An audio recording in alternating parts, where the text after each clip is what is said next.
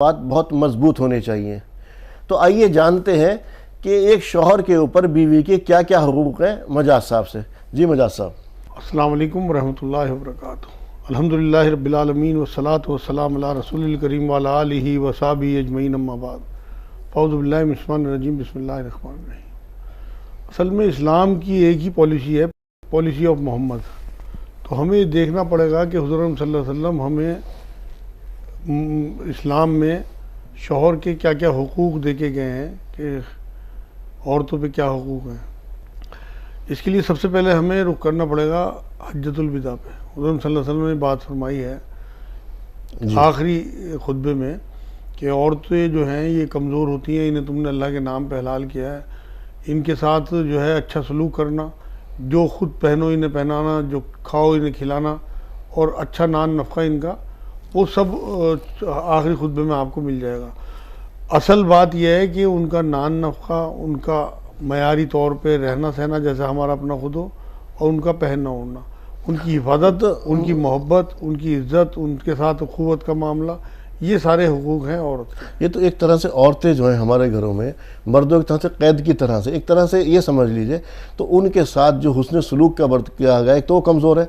हालांकि क्योंकि इससे पहले तो ये देखा गया औरत और मर्द को वैसे इस्लाम ने बराबर कहा, लेकिन जब शादी हो गई, शादी होने के बाद अब बात बराबरी की नहीं रही, अब शौहर और बीवी बन गए, अब एक दूसरे पर हुकूक हो गए। यहाँ पर इंसाफ की बात होगी।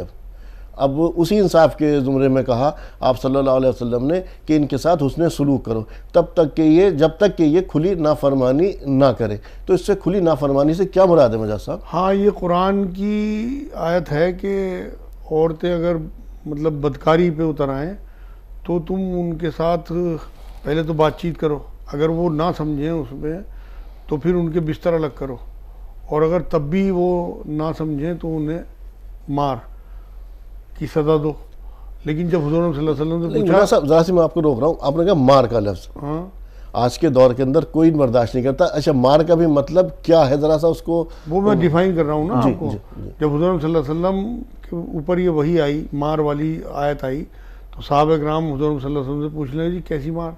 तो हुज़ूर के हाथ में मिसवाक थी कि हल्की फुल्की मार इससे, अब मिसवाक से कितना मार देगा आदमी। दूसरे ये भी फरमाया कि ऐसे ना मारना कि बदन पे निशान पड़े, ज़ोर से ना मारना, चेहरे पे ना मारना, वो सारी। लेकिन मार की जो सज़ा है ना वो सबसे आखिर में बताई। सबसे पहले ये बताया गया कि पहले इन्हें बातचीत से समझाओ, उसके बाद बिस्तर अलग करो, मतलब उन्हें एहसास हो जाए कि मेरा हस्बैंड मेरे से नाराज़ है। लेकिन अगर तब भी ना माने, ये उस वजह से है कि अगर खुली मतलब इस तरह की हरकतें करें जो तुम्हारा कहना ना माने या तुम्हें बदनाम करें या कुछ इस तरह का मामला हो, उसके बाद उन्हीं आयतों में आगे फरमाया है सूरह निसा। मतलब ये आप कहना चाह रहे हैं कि चोट पहुंचाना मकसद नहीं है, इज्जत नफ्स, हाँ, इज्जत नफ्स पर एहसास कराना कि एहसास कराना हस्बैंड जो है वो नाराज़ है और मैंने मेरे से अच्छा नहीं हुआ, जिससे कि उसे एहसास है गुनाह हो और फिर वो तौबा की तरफ पलटे और फिर घर का जो मामला है वो आगे भी ये कहा है उस आयत में, मार की सज़ा के बाद अगर वो ठीक हो जाए तो फिर उन पर ज्यादती ना करना, फिर उन्हें माफ़ करो, दरगुजर से काम लो और आगे बढ़ो। और आगे फरमाया उन्हीं आयतों में कि अगर फिर भी ना तुम्हारी बात बने तो एक मर्द की तरफ से और एक औरत की तरफ से सालिस बिठा लो, जो शरीफ आदमी हो, जो चाहते हो कि इनमें समझौता हो जाए, मज़े लेने वाले लोग ना हो, क्योंकि आजकल तो मज़े लेने वाले हैं। जी। हमदर्द तो मिलते नहीं आपको। तो वो अगर उनके दिल में इखलास होगा और वो चाहेंगे कि इनमें आपस में समझौता हो जाए तो अल्लाह उनके लिए रास्ता निकाल देगा। उसके आगे कहा अगर फिर भी ना बात बने तो फिर दोनों सेपरेशन इख्तियार कर लें। तलाक को अल्लाह रब्बुल इज़्ज़त ने जायज़ करार दिया, हालांकि नापसंदीदा अमल है। उसके बाद सबसे आखिर में, इस्लाम में तो 1 मिनट में तलाक की बात कर देते हैं, बहुत आखिर में, क्योंकि जो काम अल्लाह को नापसंद होगा वो तलाक जो आप कह रहे हैं वो भी तब है तब हुदूदुल्लाह, जो अल्लाह के हुदूद है उनकी नाफरमानी हो रही हो, अपनी नफ्स के लिए नहीं है। नहीं, अगर वो हदूदुल्लाह में आएगा ना, अगर खुदा न खाता कोई औरत अपने हस्बैंड की नाफरमानी करती है और कोई ऐसे हरकत करती है जो नाशाइस्ता हरकत हो, तो वो अल्लाह की हुदूद से बाहर निकलती है, क्योंकि अल्लाह ने तो हुदूद तक कायम कर दी ना। देखो, मर्द को कव्वाम कहा कुरान में, अल्लाह रब्बुल इज़्ज़त ने सूरह निसा की 34 नंबर आयत में उसकी वजह बयान कर दी कि ये तुम्हारे लिए मौश का इंतज़ाम करते हैं, और मर्द को अल्लाह ने थोड़ी ताकत दी।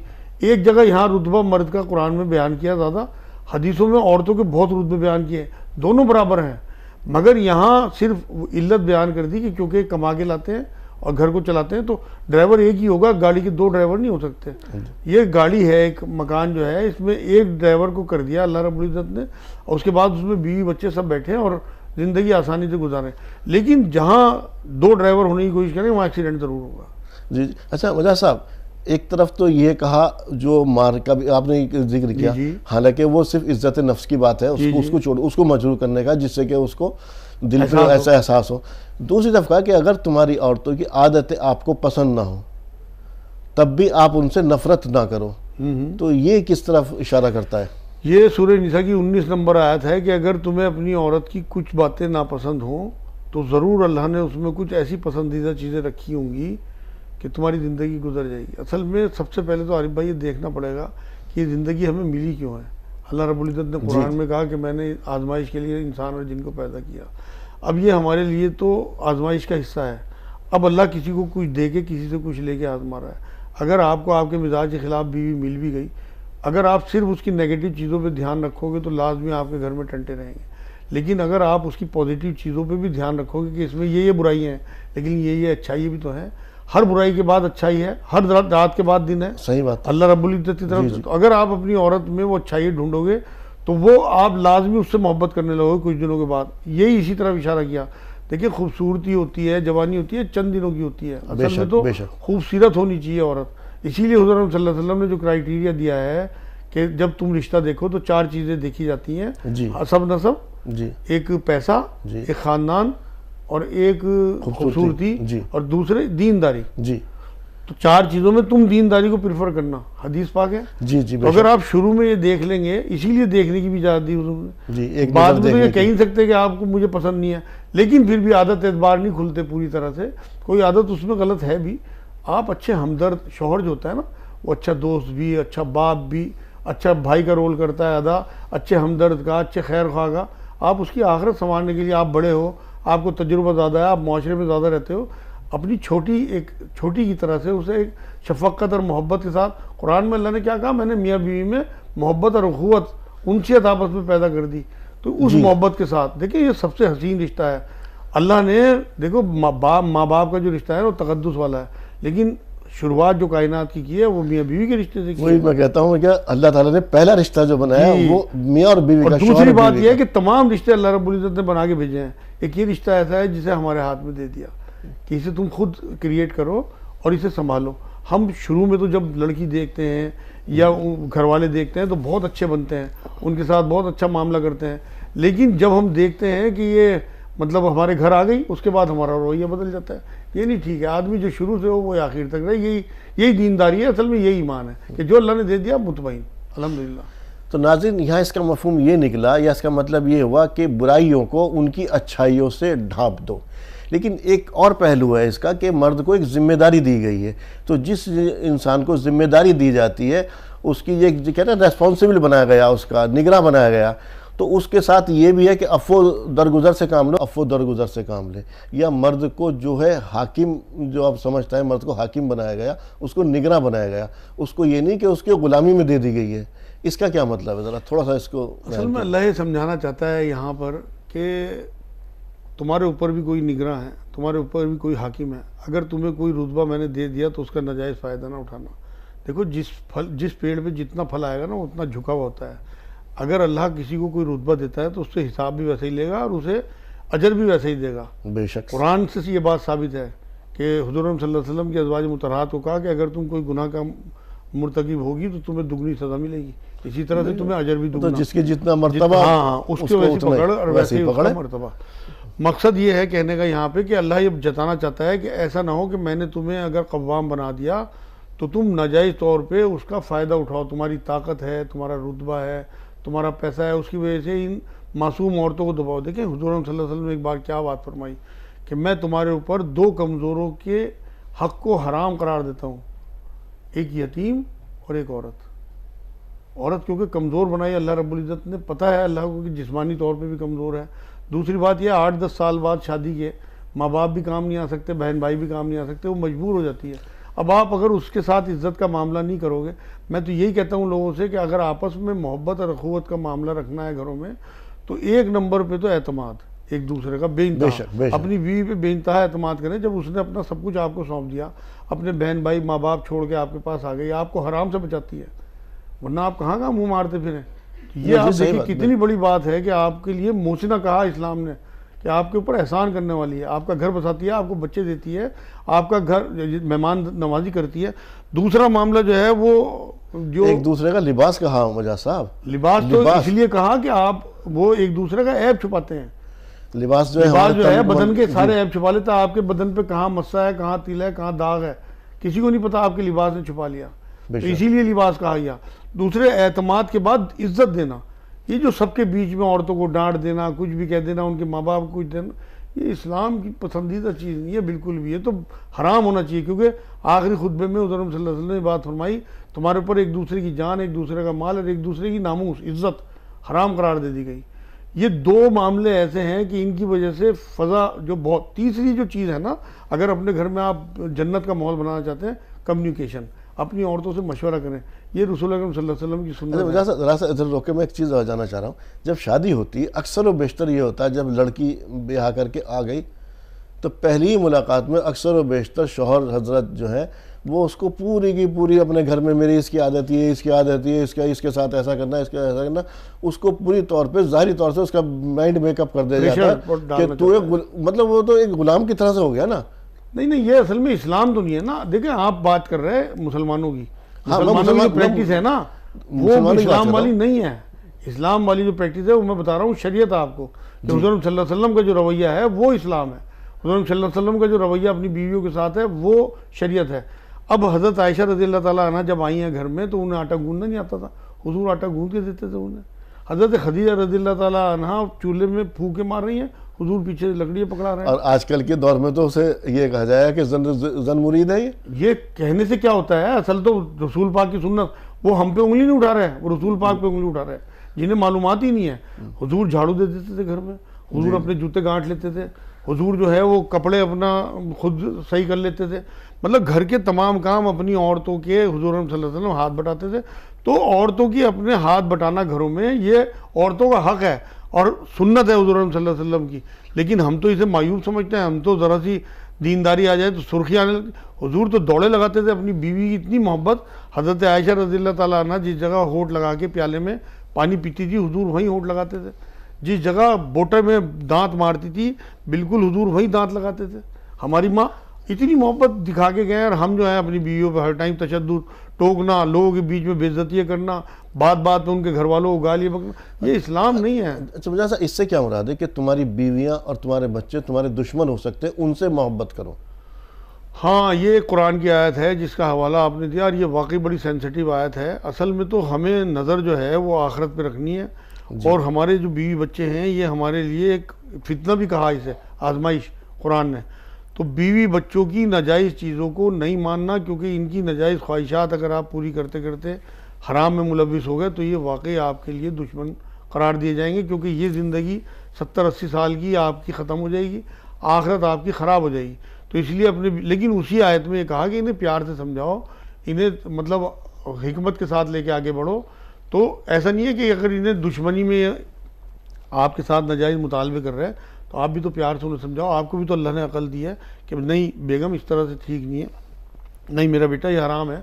तो वहाँ आपको अल्लाह की तरफ से जो हिकमत मिली है, हिकमत को कुरान ने खैर कसीर कहा। इसीलिए तो मोमिन की शान ये है कि अपने बीवी बच्चों को शरीयत बताए, आखिरत की जो आखिरत का मामला है उसे समझाए, अल्लाह के आगे खड़े होने का डर और खौफ और अल्लाह की मशीयत है, अल्लाह की हिकमत है, अल्लाह की आजमाइश है, उनका जब उनके जहन में आप शुरू से तसव्वुर रखोगे तो वो वाकई आपके दुश्मन नहीं है बल्कि आपके लिए, क्योंकि औलाद को ये भी तो कहा कि ये सदका जारिया बनेगी।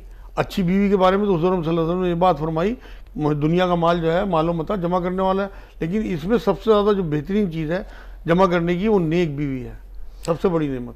जी बेशक। अच्छा मुझे साहब, दो अलग ख़ानदान है, उसकी आदत वो कि उसकी परवरिश किसी और माहौल में हुई है, लड़के की परवरिश किसी और माहौल के अंदर हुई है, दोनों के दोनों जब आए हैं तो अब जैसे मैंने अभी कहा कि हाकिम बन करके उसकी आदतों को जबरन सुधारना, उस पर जबर करना, ये कहाँ तक वो, जबकि कहा है कामिल मोमिन वो है जो बीवियों के साथ अच्छा सलूक करे। हाँ बिल्कुल सही सवाल आपने किया, ये बहुत अच्छा सवाल है आपका, क्योंकि माशरे में मैं देखता हूँ कि लोग अपना हाकिम होने का नाजायज़ फ़ायदा उठाते हैं। असल बात यह है कि अगर हम यहाँ ये सोचें कि जो हमारे अंदर आदतें हैं उन्हें भी तो लोग बर्दाश्त करते होंगे।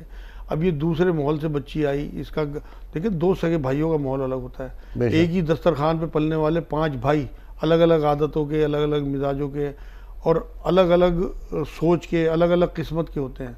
तो ये बच्ची जो दूसरे घर से आई है, इसे थोड़ा सा तो टाइम दें। जो उसके अंदर आदतें आपको नहीं पसंद हैं, तो उन आदतों के लिए भी उसे प्यार से, मोहब्बत से, देखो मर्द का जो रिश्ता है ना औरत से शौहर का, वो हमदर्दी का है। आप अगर उसे हमदर्दी के साथ लेके प्यार, क्योंकि आपने पूरी ज़िंदगी गुजारनी होती है, आप शुरू में ही अगर उसके साथ सख्ती करने लगेंगे तो उसका दिल टूट जाएगा और आपके लिए वो इज़्ज़त और वो मोहब्बत उसके दिल में नहीं रहेगी। हुज़ूर सल्लल्लाहु अलैहि वसल्लम का क्या है, देखिए जब कुरान में अल्लाह रब्बुल इज़्ज़त ने कहा कि ए नबी इनसे कह दे अपनी औरतों से कि अगर इन दुनिया का मालूम मता चाहिए तो ये लेके अलग हो जाए तेरे से। एक भी बीवी तैयार नहीं। हज़रत आयशा तो तड़प गई सुन के कि हुज़ूर नहीं, मुझे तो आप अल्लाह और उसका रसूल चाहिए।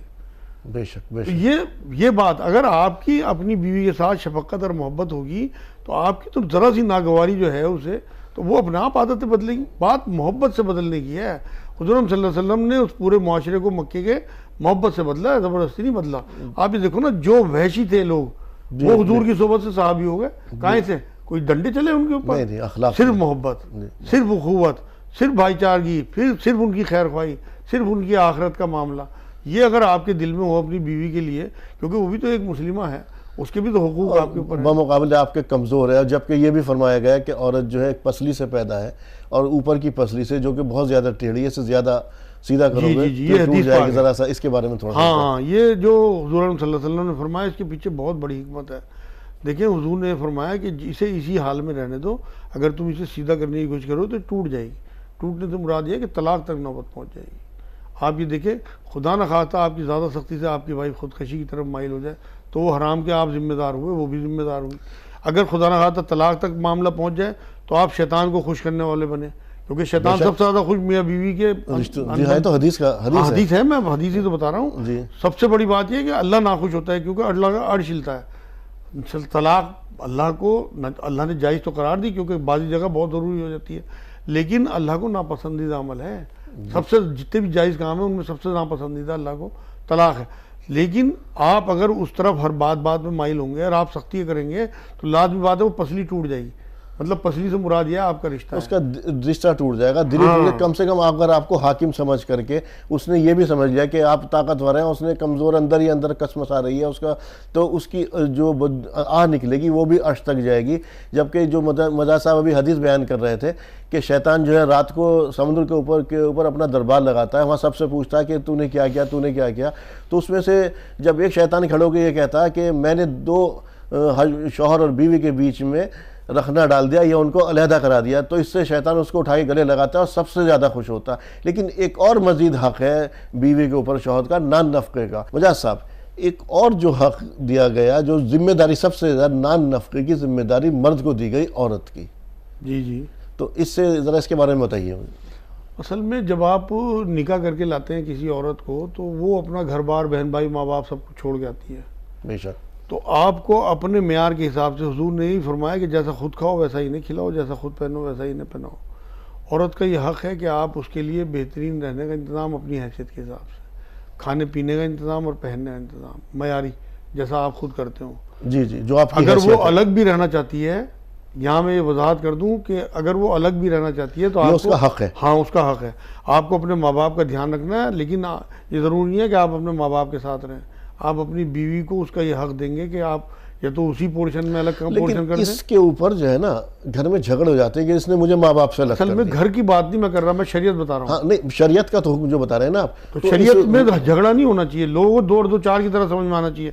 मेरे पास रोज़ ये सवाल आते हैं कि जी क्या ज़बरदस्ती हम औरत से अपने माँ बाप की खिदमत करा सकते हैं?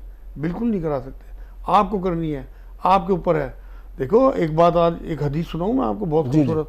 हुज़ूर सल्लल्लाहु अलैहि वसल्लम ने एक बार ये बात फरमाई कि जो शरीफ आदमी होता है वो बीवी से दब के रहता है, और जो कमीना आदमी होता है वो बीवी को दबा के रखता है। कमीना हुजूर की नज़र में। तो आज उम्मत का हाल देखिए कि कितने कमीने हैं और कितने शरीफ हैं। ये हदीस बता रहा मैं आपको। अब आप अंदाज़ा ये लगाइए कि औरतों के जो हकूक़ हैं वो अगर इस्लाम में मर्द देने लगे तो लाज़मी बात है कि और मज़हब की औरतें जो हैं वो हर हाल में इस तरफ जो है वो आएंगी। जो हुजूर की मोहब्बत थी अपनी बीवियों के साथ, सिर्फ वही जो है अडॉप्ट कर लें मुसलमान काफ़ी है। नान नफ़क़ा तो बहुत दूर की बात है। उन्हें इज़्ज़त देना, उन्हें एहतराम देना, नान नफ़क़े की तो अल्लाह ने जिम्मेदारी डाली है। उसके बाद अगर औरत तो फर्जियत में आ गया। हाँ, आपके औरत अगर आपके माँ बाप की, आपके बच्चों की, आपके रिश्तेदारों की खिदमत कर रही है तो उसका एहसान है। अब मेरे से उसका एहसानमंद होना चाहिए। हाँ, अब मेरे से ये सवाल किसी ने किया कि जी क्या ज़बरदस्ती औरत से खिदमत कराई जा सकती है माँ बाप की? नहीं, पैर पकड़वा के, उसका एहसान मान के अगर वो करती है तो उसका एहसान है आपके ऊपर। शरीयत ने उसके ऊपर बोझ नहीं डाला ना, और उसे अजर मिलेगा। लेकिन आप ये देखिए कि जिस तरह से आप चाहते हैं कि मेरे माँ बाप की औरत खिदमत करे, आप भी तो उसके माँ बाप की खिदमत करें। एक बहुत हसीन हदीस आपको सुनाता हूँ। हुजूर ने फरमाया तेरे 3 वालिद हैं, एक जिसने तुझे जन्म दिया, एक जिसने तुझे तालीम दी, एक जिसने तुझे बेटी दी। तो जो ससुर हजरात हैं, माँ बाप हैं लड़की के, वो आपके लिए माँ बाप का दर्जा रखते हैं। हम तो दामाद बन के ऐसी सुर्खी आती है चेहरे पे कि सीधे मुंह बात नहीं करते, कई कई साल घर नहीं जाते। अक्सर व बेशतर उसके माँ बाप को अच्छे लक़ब से नहीं पुकारते, उसके सामने, बीवी के सामने उसको चाहे मजाक में, लेकिन ये गालियां देते हैं।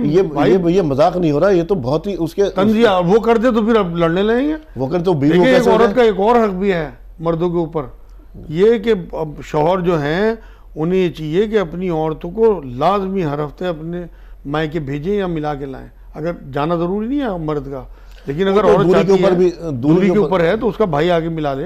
अगर वो कहती है, नहीं कहती कोई बात नहीं, महीनों महीनों नहीं जाना चाहती है अपने बच्चों की वजह से, घर की वजह से, कोई हर्ज नहीं। लेकिन अगर जाना चाहती है तो ये हक है उसका मर्द के ऊपर। दूसरी बात यह है कि हफ्ते में एक बार माँ बाप और साल में एक बार बहन भाइयों से मिलाना। लेकिन क्योंकि दूरियां हैं, अगर ज़्यादा दूरियां हो तो आजकल तो वीडियो कॉन्फ्रेंसिंग है, मतलब रोक नहीं सकता मर्द।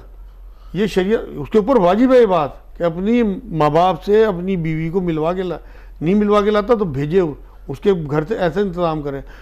मगर ये जो मैं सुनता हूँ अक्सर कि जी मेरे मियाँ मुझे जाने नहीं देते, या मुझे रुकने नहीं देते, या मुझे ठहरने नहीं देते। देखिए जी, रोकने की तो जिम्मेदारी उसकी नहीं है मर्द की।